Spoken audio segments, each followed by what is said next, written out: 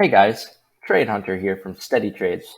I'm here to talk to you about how to use the EMA.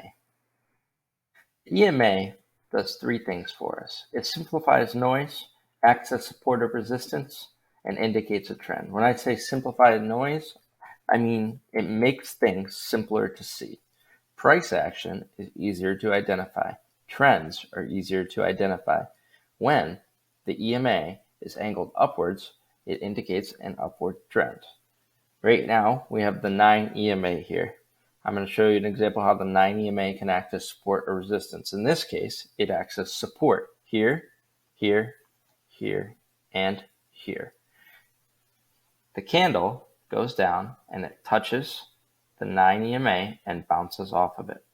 A candle does not close below the EMA, indicating support on this 9 EMA. The opposite is true. The EMA can act as resistance, and it can also indicate a downward trend.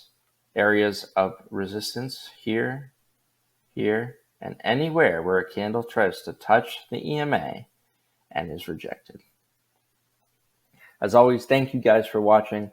Link is in our bio to our Discord, website, and community trading group. If you have any questions, reach out to us.